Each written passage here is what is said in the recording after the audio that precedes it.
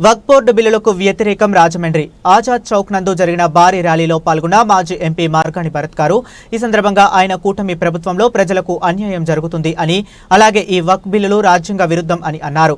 ఈ కార్యక్రమం తూర్పు గోదావరి జిల్లా మైనారిటీ సెల్ అధ్యక్షులు హ్యుబేమెల్లా గారు నగర జేఏసీ ఆధ్వర్యంలో జరిగింది। ఈ కార్యక్రమంలో వైఎస్ఆర్సీపీ నగర అధ్యక్షులు ఖాన్ గారు, మైనారిటీ ఫైనాన్స్ కార్పొరేటర్ మాజీ డైరెక్టర్ షేక్ నిజాం గారు, మాజీ వక్ఫ్ బోర్డు బిల్లు అధ్యక్షులు ఆరిఫ్ గారు, నగర అధికార ప్రతినిధి షబ్బీర్ గారు, జిల్లా మైనారిటీ అధ్యక్షులు రమీజ్ అక్రమ, పలు పార్టీ ముఖ్య నేతలు, నాయకులు మరియు యువత అశ్వర్ సల్మాన్ ఆధ్వర్యంలో భారీగా యువకులు, జమాత్ పెద్దలు, ముస్లిం మహిళలు పాల్గొని నిరసన తెలిపారు। నారా చంద్రబాబు నాయుడు గారు ఆయన నారా ఏంటి నారా హమారా అన్నారు। మరి ముస్లింలందరినీ కూడా దోకా చేసేలా లేదా అని వాళ్ళు ఒక ప్రశ్న మిమ్మల్ని అందరినీ కూడా ముస్లింల్ని దోకా చేసే అందరూ రెండు చేతులు పైకెత్తి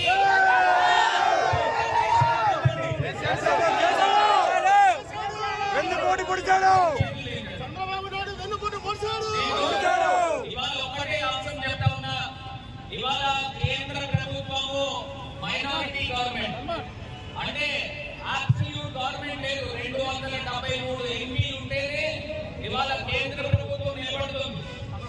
చంద్రబాబు నాయుడు గారికి, పవన్ కళ్యాణ్ గారికి ఉన్న ఎంపీలని మద్దతు ఉపసంహరిస్తే గవర్నమెంట్ పడిపోయే పరిస్థితులు ఉన్నాయనేది ప్రతి ముస్లిం సోదరుడు కూడా గుర్తుపెట్టుకోవాలి।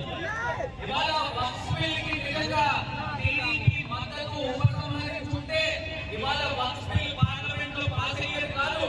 కేవలం మనకందరికీ కూడా మోసం చేసిన వ్యక్తి నారా చంద్రబాబు నాయుడు గారి అనే అంశాన్ని ప్రతి ముస్లిం సోదరుడు కూడా గుర్తుపెట్టుకోవాలి। ఈ యొక్క ఉద్యమము ఇక్కడతో ఆగకూడదు। రాష్ట్ర వ్యాప్తంగా ప్రతి గ్రామంలోనూ, ప్రతి నగరంలోనూ జరగాలి।